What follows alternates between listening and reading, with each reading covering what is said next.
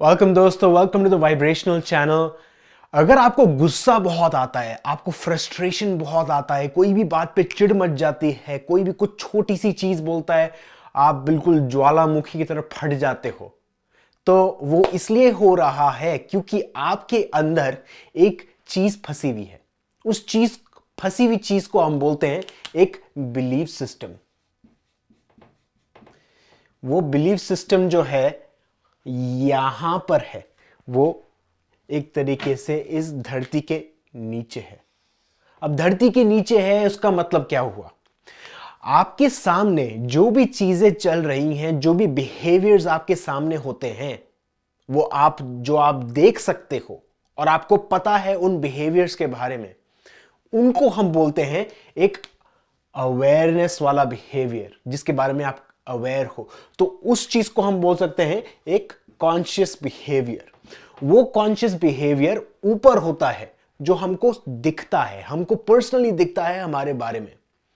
अब जैसे कि फॉर एग्जाम्पल मैं अपने बारे में ये सोचता हूं कि मैं बहुत ही फ्रेंडली पर्सन हूं, पर मैं शायद ये नहीं जानता कि अगर मेरे दोस्त के मार्क्स मेरे से ज्यादा बढ़कर आते हैं तो मुझे एक जेलसी होती है, एक चिढ़ मचती है। और ये सच्ची बात है। तो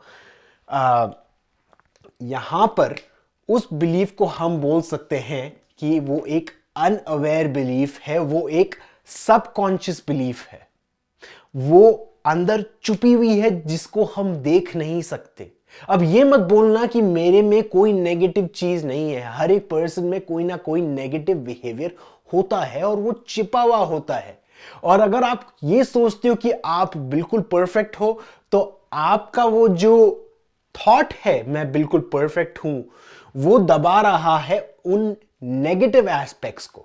तो अगर आपको गुस्सा आता है तो आपका शैडो सेल्फ, जो आपका जो छुपा हुआ एरिया है, वो उस धरती के नीचे है, वो आपके डीप सबकॉन्शियस माइंड में है। अब वो डीप सबकॉन्शियस माइंड को अब आपको निकालना है। कैसे निकालोगे? जब भी कभी गुस्सा आता है तो पहला स्टेप आपको यह करना है, करो, गुस्सा करो, उस पर्सन पे चिल्लाओ, उस भड़को, मारो, पीटो, जो भी करना आप करो। ऑफ कोर्स जो भी करना है करो, इसका मतलब यह नहीं कि आप एक्सट्रीम्स में जाओ, बट अभी पहला स्टेप आपका यह है, आपको सिर्फ और सिर्फ रियलाइज करना है कि आप गुस्सा हो रहे हो। क्योंकि कई बार ऐसा होता है, हमको गुस्सा आता है, हम कुछ चीजें करते हैं और हमको पता ही नहीं चलता कि हम कर रहे हैं। हम जब तक रियलाइज करें तब तक बहुत देर हो चुकी होती है। और कई बार हम रियलाइज भी नहीं करते, हम कुछ कुछ कुछ स्टूपिड बातें अपने लोगों को बोल देते हैं, अपने फैमिली को बोल देते हैं, अपने फ्रेंड्स को बोल देते हैं, और हमको रियलाइज ही नहीं होता कि उनको चुभ गई वो बात। तो आपको पहला स्टेप ये है, आपको रियलाइज करना है। पहला स्टेप आपको रियलाइज करना है। दूसरा स्टेप ये है कि आप उन चीजों को लिखना चालू करो, इंसिडेंट बाय इंसिडेंट। जैसे वो इंसिडेंट होते हैं उसके बारे में लिखिए, पेजेस फिल करिए, कितने हो सकते हैं, जितने हो सकते हैं भरिए पेजेस को। क्योंकि जितना आप पेजेस भरोगे, जितने आप चीजें लिखोगे, उससे क्या हो रहा है, आपका सबकॉन्शियस माइंड एक तरीके से आपको मैसेज देता है कि ये चल रहा है आपकी लाइफ में। आपको पैटर्न्स, जो आपकी लाइफ में जो रिपीटिंग पैटर्न्स हैं, वो समझ आएंगे। आपको समझ आएगा कि मुझे गुस्सा क्यों आया। आपको रियलाइज होगा कि उस पर्सन ने आपके बारे में यह सोचा होगा जिसके कारण आपको गुस्सा आया, या आपने ये सोचा कि उस पर्सन ने मेरे बारे में ये सोचा जिसके कारण मुझे गुस्सा आया। अब ये बहुत ही डीप चीज है जो मैंने चीज अभी कही है, उसके ऊपर एक अलग से वीडियो मैं पोस्ट करूंगा, शायद इसी वीडियो के बाद मैं एक वीडियो बनाऊंगा। तो दूसरा स्टेप आपको यह है कि दूसरा स्टेप आपको लिखना है, राइट। अब जैसे आप लिखोगे उसके बारे में आपको रियलाइज होगा। तीसरा स्टेप यह है, आप उन चीजों को एनालाइज कीजिए। एनालाइज कीजिए और यह सोचिए कि ये जो गुस्सा है मुझे क्यों आया। रीजन ढूंढिए कि मुझे क्यों आया।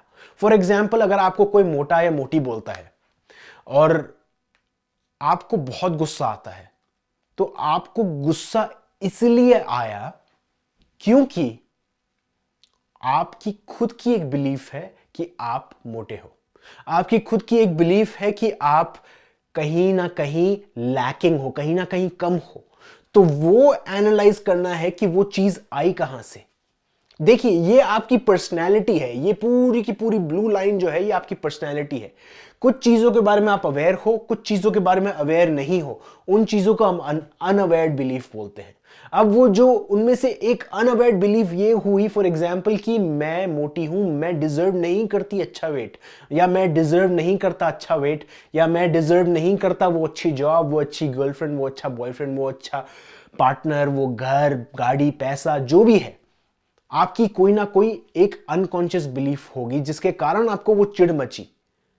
अगर आपके पेरेंट्स आपको ये बोलते हैं कि देखो इस बच्चे की अभी तक जॉब नहीं लगी है, ये भटक रहा है, ये कर रहा है, वो कर रहा है, कभी भी सक्सेसफुल नहीं हो पाएगा, और आपको गुस्सा आता है, वो गुस्सा इसलिए नहीं आ रहा कि वो बोल रहे हैं, वो इसलिए आ रहा है क्योंकि आप खुद ये बिलीव करते हो कि आप सक्सेसफुल नहीं हो पाए, कि आप खुद बिलीव करते हो कि आप वो चीजें डिजर्व ही नहीं करते, और उस हेल्पलेसनेस के कारण आपको गुस्सा आ रहा है। तो तीसरा प्रोसेस आपको ये एनालाइज करना है। चौथा प्रोसेस है आपको उसको एग्जामिन करना है। अब एग्जामिन और एनालाइज एक तरीके से एक ही चीज हो गई, बट इसी प्रोसेस में आप डाल सकते हो। तो एक तरीके से चौथा स्टेप है आपको एग्जामिन करना है पास्ट में जाके।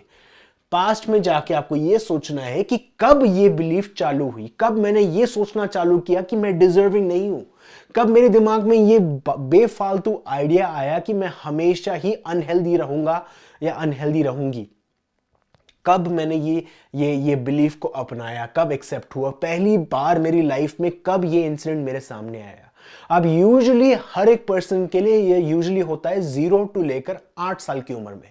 इनफैक्ट जब आप अपनी मदर के पेट में थे तभी अगर आपके मॉम में ये पैटर्न्स थे, आप में ये ट्रांसफर हो सकते हैं। आप एक बच्चे उस एनर्जी को एब्जॉर्ब कर सकते हो। तो आपको ये इमेजिन करना है कि कब हुआ है ये आपकी लाइफ में। अब आपको एग्जैक्टली सिचुएशन जो है, सिचुएशन बाय सिचुएशन याद करने की जरूरत नहीं है, क्योंकि पर्सनली फॉर एग्जांपल मेरी लाइफ में मुझे कुछ भी याद नहीं है मेरे बचपन में क्या हुआ है।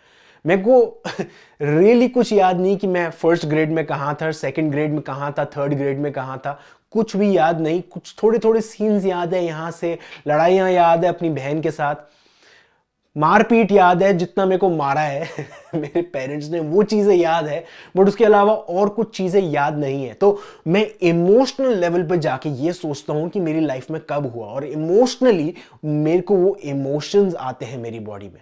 अब मैं ये रियलाइज करता हूं, ये ट्रस्ट करता हूं यूनिवर्स के ऊपर कि जो इमोशंस मेरी बॉडी में आए हैं वो मुझे उस इंसिडेंट, वो पास्ट पे लेकर जा रहे हैं।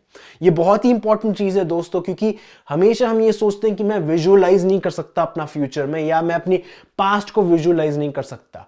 आपका पास्ट और फ्यूचर जो है, जब भी आप विजुअलाइज करते हो, जरूरी नहीं है आपको सीन्स मूवी की तरह आए कि आप गाड़ी से निकल रहे हो और आप ऐसे चल रहे हो। जरूरी नहीं है वो मूवी के सीन में आए, गाने के फॉर्म में आए, कोई भी फॉर्म में आ सकते हैं। आपको इमोशनल लेवल पे आ सकते हैं, आप इमोशनल लेवल पे उस चीज को एक्सेप्ट कर सकते हो कि वो आपका पास्ट है। और जैसे ही, पांचवा स्टेप है ये, जैसे ही आप उसको एग्जामिन करोगे, उसको एनालाइज करोगे, उस सिचुएशन को फील करोगे, आप उसको फील करोगे, तो आप उस सिचुएशन की पावर छीन रहे हो। तो मान लो अगर आपकी पांचवी क्लास में आपकी किसी से लड़ाई हुई और टीचर उस बच्चे का फेवर देती है, आपका फेवर नहीं देती है, बोलती है कि ये बच्चा सही है और तू गलत है। उस टाइम पे वो आपको बहुत चुभ जाती है, वो बात बहुत चुभ जाती है। आपको ऐसा लगता है कि कोई भी आपका साथ नहीं देगा, कोई भी आपका फेवर नहीं देगा। दुनिया में हर कोई पर्सन दूसरे पर्सन को चूज करेंगे, मुझे चूज नहीं करेंगे। अब इस कारण ही आपकी जॉब नहीं लग रही। ये छोटे से इंसिडेंट के कारण जॉब नहीं लग सकती है।